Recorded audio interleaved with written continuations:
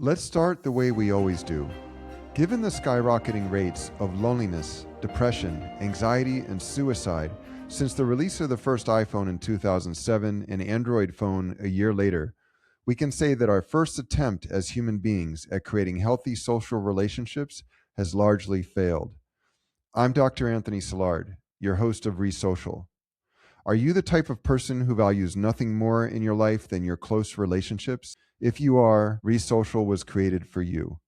We bring in the top thought leaders in the world at the nexus of research and practice to help you rediscover, reflect on, and renew the CMSRs, the compassionate, meaningful, sustainable relationships in your life. Let's get started so you can create the life you have imagined, a life filled with CMSRs. Think about the last argument you had over text. Maybe it escalated faster than you expected it to.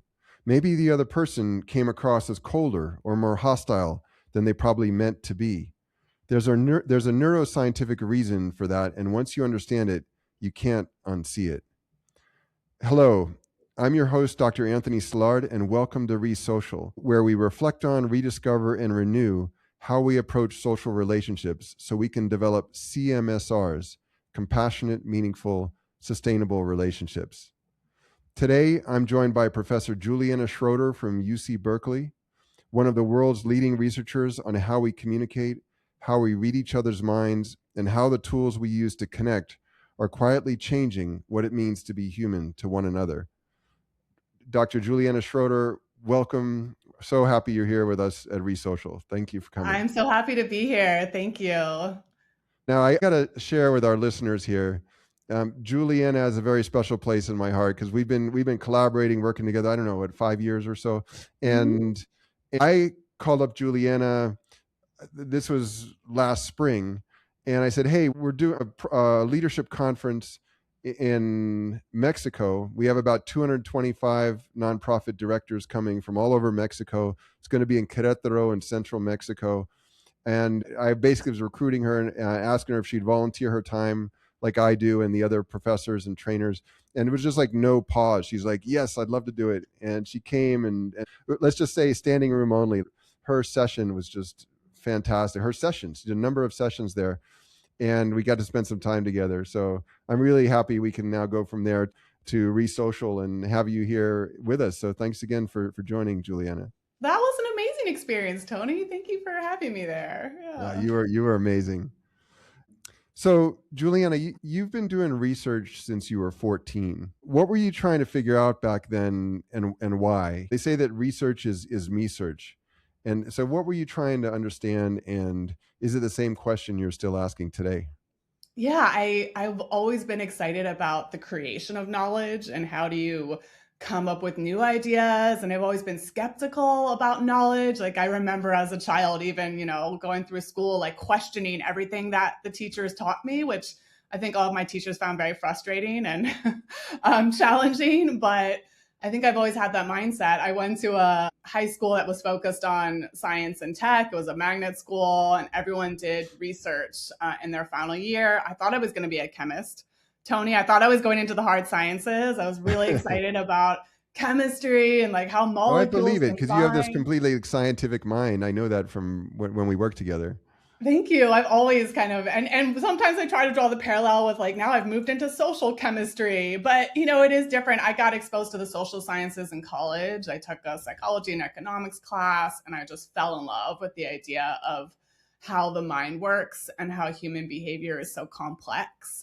And in a lot of ways, it's much more complex and moderated and nuanced than what I was doing in chemistry in a way. Like you kind of can't really learn a set of rules in the same way. Like behavioral economics has tried to do this and come up with a set of assumptions, but everything is really culturally determined and contextual. And so that makes it really challenging, but it's so fascinating to think about. So what I ended up focusing on, of course, is social inference. How do we think about our social lives, our social relationships? How do we make judgments about the people around us and try to read people's mental states? And what are the errors that we make when we're doing this? And then what are the big outcomes for cooperation and conflict? And so now I apply it in organizational settings, as you know, thinking about leadership and negotiations and decision making. That's fantastic. And yeah, I think that's kind of what part of what brought us together was that I was really interested in relationships and in how they relate to leadership. And really, this leads to our next question because I came across your studies. And for our listeners there, I really want you guys to know Juliana is really one of the top researchers on relationships and how we form them, how we have often misguided expectations that keep us away from relationships. So um, And early stage relationships in particular. Like I'm actually not like a close relationship researcher per se. I know this is mhm. nuanced because there's different types of these, some people study romantic relationships, some people study like deep friendships, and I think a little bit about those things. But mostly I'm focusing on like the beginning of the relationship The process. beginning and Yeah. so this leads to your stranger experiments and Right. so you listeners out there, we grew up hearing from our parents, don't talk to strangers. And what Juliana's research is really showing, and she's going to talk about it, is that, well, that's not always the best advice. Sometimes actually you can talk to strangers if you feel safe enough. Okay, this seems like the right person, and that actually it's going to be usually very different than you expect. Can you tell us Yeah. a little bit about your research with forming new relationships, especially with people that, well, I guess it has to be someone you've never met before. Tell us a little bit about what you've discovered there, Juliana? Thanks, Tony. Yeah, I think the more that I study social interactions and social relationships, the more surprised I am that there's so many aspects of it that I think we have mispredictions and misconceptions around. Like there's a lot of miscalibration in terms of our mental models of what these different types of interactions will be like. So like just starting from the very beginning, I think people don't even necessarily recognize the social opportunities all around them. It's interesting how quickly and automatically we categorize different types of potential social experiences. Like, I'll just give you one example. There's the guy who takes out my garbage in the office. I've never like thought about, he comes in every week and I see him and like he seems like a great guy, but like I've never thought about really engaging with him or becoming friends with him or like talking with him on a deeper level. And I have a colleague who basically became like best friends with him. And she was like, he's really cool. And they're really close friends. And I was just like, wow, why did I never even think about like having a deeper conversation with this guy? And there's so many contexts where like you just really don't think about having conversations with people. So a lot of the experiments that we've done, a lot of the research on this, we've done it in contexts like public transportation. So you're on a bus or a train or you're on an airplane. There's basically people all around you, and you're not really thinking about connecting with them oftentimes. But there are other contexts too, like you're in a line or you're in a grocery store, and just all these contexts in which we have this amazing set of humans in close proximity. You could say hi to people, you could get these little social mood bursts, like we talk about that, but it doesn't seem like people really think about it. They don't see those opportunities, Mm-hmm. and so that's like one thing that's interesting. It's like, when do people see something as a potential opportunity for making a connection versus not? And then we find that like even when people do think about like, hey, like maybe could talk with my barista at the local Starbucks, they have kind of a lot of misconceptions about the way that interaction could happen. And so one thing we find is that people tend to think a lot of different types of social experiences, especially with strangers, are going to be less pleasant than they actually are. And they think they're also going to be like more awkward and more uncomfortable than they actually are. So they're both like kind of overestimating the discomfort and also underestimating the potential benefits and the value of these types of conversations. It turns out that on average, when we run these experiments and we have people, we randomly assign them to talk to a stranger or just be in solitude or talk to a friend as a comparison, they actually find that any type of social interaction is pretty good and better than people expect on average. And so then we've done a lot of research unpacking why that is. And why is it that social experiences like talking to strangers are better than people expect? And we basically have like 3 different mechanisms that we've proposed. And one is like they focus too much on the risks. It's exactly what you said, Tony, about like, don't talk to strangers. Like people think that there's something that can be really risky about it. And part of it is the unknown. Like you just don't. So you could imagine like if you knew nothing else, right, in a context where you knew nothing about it, like anything could happen in theory. Like the person could, I don't know, like hit you or whatever, like terrible things could happen. But that's not really the right mental model for most of the contexts that we're in, because usually we're engaging with people in our community and like we're in polite society. And so like it's not it's not a distribution, like a normal distribution, right? It's like a few distribution, like most likely it's actually going to be pretty pleasant. And so for some reason, people have just like the wrong risk profile. And so that's one thing. Another thing is like, it's really hard for people to learn, right? So I might have one pleasant conversation with somebody, but then it's easy for me to attribute it like to you. I'll be like, well, I had a good conversation with Tony, but it's because of Tony. He's amazing, right? Like I'm not really learning something about having conversations with strangers in general, or it takes me a long time potentially to figure that out. And plus, if I think it's not going to be that pleasant on average, then I'm not going to do it, right? And social technology these days makes it pretty easy to get rid of a lot of our different experiences with strangers, right? It's like you can just go put in the order on your phone and pick up your coffee. You don't have to talk with the barista at all, right? And same with the Uber and Lyft. You can press the button that says, I don't want to talk to my driver. And so there's a lot of ways now to kind of get rid of those interactions. And there are marketplaces where, basically companies are profiting off of people's misconceptions, and they're getting rid of those things. So because of that, you also don't get learning. So if you don't try it, you're also not going to learn. So I think it's just like learning is slow, and it happens kind of asymmetrically in this context. And then the third mechanism that we find is that people get too much kind of inside their own heads. They focus a little bit too much like on their own competence. Like if I have to start the conversation, so that's a lot of burden. Like I'm the social agent. Maybe they'll think I'm socially awkward, or they won't like the way I'm approaching them. What do I say to Tony? Yeah, like how are we gonna, like I'm feeling a lot of, I start worrying about how this conversation is going to go and all the nuances of it, right? And like I worry about how long it'll go, or whether I'm going to be able, when should I change topic? And like people kind of start getting inside their heads as they think through all the details. But in reality, what we find, especially with like pro-social gestures, like giving a compliment or gratitude, like the receiver is never like thinking about you and judging your competence. Like that's not really the thing that they focus on. What they're doing is they're thinking, oh, that was a nice gesture. So like they kind of appreciate that you said hi, you made the effort. Right. So I should reciprocate. That was a nice gesture. I should reciprocate also with kindness. And hey, yeah, doing well. How about you, Juliana? And that's the other thing. It's like we actually are pretty well practiced at having conversation. Like most, we do this in our daily life. Like we know how to do. There's a lot of norms that come into place. There's reciprocity, like you said. Like I say hi, you're gonna say hi back. Like a lot of conversational pressures are gonna push us to find common ground. So there's a lot that will like help the conversation kind of go a little more smoothly than we think about. So actually, it's easier to have conversations than people think in prospect. And they should be focused more on like how it'll be nice and focusing on that piece of it, as opposed to like worrying about their competence in the context of any type of social interaction. Well, we got to take a little break from our sponsors, but we're going to come right back. So you guys don't go anywhere. We're going to dig a little deeper into talking with new people and Juliana's research on it, because there's a lot of surprises there, and there's still more to come.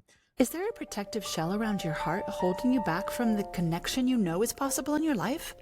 It's time to find your path to redemption. Introducing Love and Suffering by Dr. Anthony Silard. In Love and Suffering, which has received 4 book awards in psychology and mental health and 99% 5-star reviews on Amazon, Dr. Silard overturns what we've been told over a lifetime about love, forgiveness, acceptance, and gratitude. New York Times bestselling author Adam Alter calls Love and Suffering a compelling roadmap for a more connected and meaningful life. When you order Love and Suffering, 100% of the author's proceeds are donated to nonprofit education programs in Africa and Latin America. Invite more love into your life today. Love and Suffering by Anthony Silard is available now at Amazon.com and wherever books are sold. What if everything you've been taught about happiness and friendship is wrong? The artoflivingfree.org, the learning platform of the Center for Social Leadership, would like to offer you 2 free books by Dr. Anthony Silard: The Myth of Friendship, How Your Misunderstandings About Friendship Keep You Lonely, and The Myth of Happiness, How Your Definition of Happiness Creates Your Unhappiness. Get your free personal copies of The Myth of Friendship and The Myth of Happiness today. It's simple and easy. Go to theartoflivingfree.org/free happiness and friendship books and enter your email, then confirm the confirmation email in your inbox. You'll receive the links to download The Myth of Friendship and The Myth of Happiness. Enjoy your 2 free books by Dr. Anthony Silard today at theartoflivingfree.org/free happiness and friendship books. Hello, I'm Dr. Anthony Silard, and welcome back to ReSocial. I'm here with Dr. Juliana Schroeder. Juliana has just been sharing with us some of the results of her experiments. You guys out there, I just got to really clarify. These are the cutting edge experiments in the entire social science field around talking with new people. And as Juliana has just been sharing, people often don't want to do it. They're worried they're going to be rejected. They're almost never rejected. When they're asked, for example, on Chicago train or London tube in Juliana's studies, would you rather ride alone or talk to a stranger? I'd rather ride alone, thanks. Would you enjoy it more if you rode alone or talked to a stranger? Or if I rode alone, would you learn more if you talk to a stranger or ride alone? I'll learn more by myself with my phone, thank you. And then they give them a gift certificate for a Starbucks gift card. And if they fill out this survey after they talk to a stranger and they send it in, and what do they find? Almost across the board, people enjoy the ride more when they talk to a stranger. They learn more when they talk to a stranger. Almost no one, again, is rejected. So, Juliana, this for me is so groundbreaking. That's where I reached out to you like 5 years ago. I was like, I really wanted to connect with you about it because I think we're living in a society now where loneliness is skyrocketing, and if we don't go talk with new people, then we just limit so much what the potential friends we could have. And I'm sure for you listeners out there, each of you can think of a time where you struck up a conversation with someone you didn't know, and you ended up becoming really good friends. Because unless you strike up that conversation, how are you going to get to know each other, right? So, Juliana, let's talk a little bit about voice, right? Because you found that hearing someone's voice as opposed to reading their words makes them seem more intelligent, more thoughtful, more human. So what does voice carry that texting leaves out? Yeah, thank you. And thank you for that beautiful summary of the experiments. Those were so fun to run, where we actually went out to the trains and we were, begging people to be part of the study. But yeah, we've also done a lot of work on thinking about the mechanisms of how people communicate with each other. And what's interesting now is there's so many different conversational structures that we can opt into, right? So a lot of our original experiments with talking to strangers were in person. You're surrounded by people in close proximity to you, but many of our conversations these days are not just in person, right? Like us right now, we're on a video chat kind of platform. You can, of course, just talk without video, like on a phone. There's texting, which what we're finding now is that a lot of young people, especially, that's actually their primary mode of social interaction is through text-based communication. That's either through social media platforms or, just straight up texting on phones. I have, heard about some of the undergraduate students in the classes that I teach where the primary way they communicate is just sending memes to each other over text messaging all day long. That's the way in which they engage now. And that's really fascinating. Sure is. Right. Yep. And so, what the question is what is the psychology of what they're potentially losing or gaining when they have, when they opt into these different types of conversational structures. And so one of the big things that changes that you mentioned is the medium, right? So is the voice present, the human voice, are we speaking? Do we have visual information from each other? Are we seeing each other's bodies? Are we actually in person, which involves the other senses as well? So that would bring in smell and, other things. And so what are the value of these different layers of cues, right? And what we've found and we've done these experiments where we manipulate how people communicate. So we've just finished a paper where we were looking at disagreement conversations. We bring people into the lab who have strong opinions about political topics, and we match them based on disagreement. And we randomly assign them to either communicate via text messaging. So we used a platform at the time when we ran some of these, we were using Skype, but anything where you can do synchronous texting. Or you're talking to them, but only over audio, so you can't see them. So that would be the phone conversation. Or you're in a video chat. so you can see them, or you're in person, right? So we randomly assign them into these different types of ways of communicating, and then we can record the conversations so we know how it changes the nature of the conversations, and we can ask them after the conversation is done, what was that experience like? And so we find, the big dividing line in the research is whether or not voice is present. Okay. So, and these are one-on-one conversations in particular. So, and it turns out like a lot of the visual cues are redundant with voice. So, for example, right, like people think you maybe need visual information, like to know if a person's being sarcastic, but it comes out in the voice as well. So you kind of don't necessarily. I just got to say, Juliana, I was captivated by your papers on that, because so many of us are using video conferencing like all the time, and actually the idea that there's like almost no additive value of video over just voice. So really, and so all of our listeners out there, voice is the purveyor of connection, right? This is what Juliana's research is largely found. We actually have, like, we call it the humanizing element. Humanizing. Well, and you did the study on dehumanization, where people would, if I recall, they would dehumanize the other person when they just read a message from that person. But when they heard that person sharing the message, they were much less likely to dehumanize. Yeah. So, for example, going back to these disagreement conversations, I was on these experiments, we find that people have more experienced conflict when they communicate via texting, via the written medium. They they feel less understanding of each other, subjective and objective. They're less accurate in being able to tell what the other person's true opinions are. They like each other less. They think of each other as being less thoughtful after the text, and this is again randomly assigned. So these, like, the medium is changing causally, what the outcomes are. And so that's right. Like, so we find, so there's kind of two big effects of voice here. So one is that it makes you more accurate, like empathically accurate in being able to actually understand what the other person is intending. And so it's like, I'm more able to recognize your actual mental states if I can hear your voice, even when the words are the same. So we've done this where it's like, you can take a auditory clip and let someone listen to it versus like reading the transcript of it. Or you can take writing and have someone add voice to it, like read it out loud. So the words are the same, but people actually have better understanding of, according to the communicator's own self-reported emotions. Like, you're better able to predict it if you can hear the person's voice. And kind of that makes sense because, if you think about, like, let's take a complex emotion like, sarcasm or humor, because there's been research done on those. Yeah, of course, there's a tone of voice that's associated with sarcasm, but there's a bunch of interesting things here. For example, like, communicators themselves don't recognize how much better the other person will be able to understand them if they could have heard them. So as a communicator, I assume that people will be able to figure out that I'm being sarcastic even when I text it to you. But in fact, you're going to be less likely to be able to infer that if it's over text than you would have been able to if it had been spoken. I can understand this just in this moment, because what you're saying now, if I was reading everything you just said over the last few minutes, I'd be like, yeah, this is cool. I agree with this. But when I hear you saying it, I'm like, Juliana's great.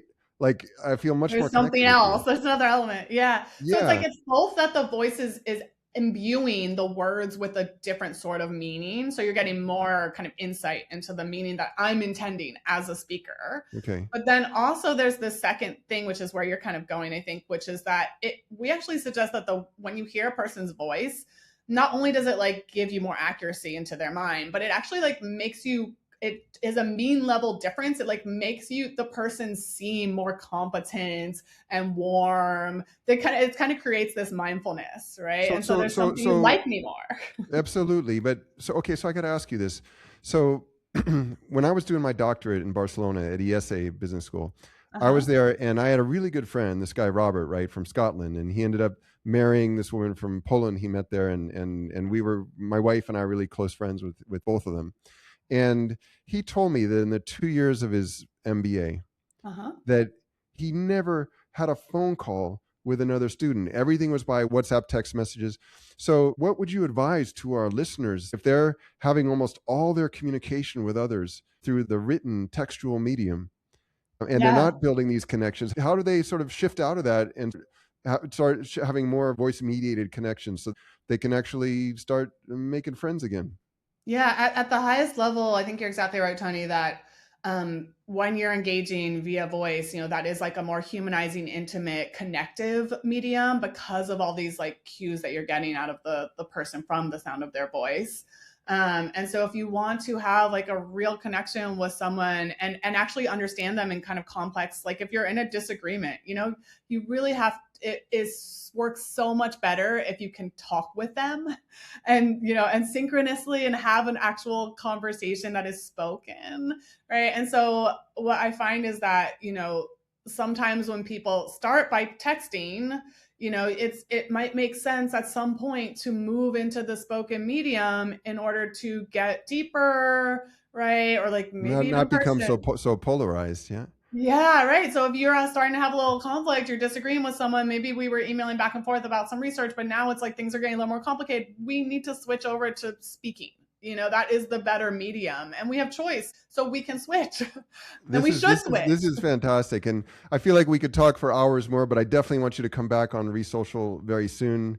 And I think we're about out of time. So, Juliana, where can our listeners learn more about your work and the wonderful research coming out of your lab at Berkeley? Are there publications, courses, or other ways people can follow what you're doing? Yeah, they can go to my website, julianaschroeder.com. There's a TEDx I gave on some of these topics recently they can find on YouTube. Those might be some of the first places to go. Excellent. julianaschroeder.com. You see, you guys don't miss it, okay? Check it out. So every time we send a text instead of making a call, we're choosing convenience over connection. The science is clear. Voice carries the full humanity of a person. When we strip it away, we strip away something essential, and both people feel it. Juliana, my day is a much better one today because of the connection we further developed here. So thank you so much. Thanks for joining us on ReSocial and sharing your wisdom with our listeners. Thank you so much, Tony. Let's end the way we always do.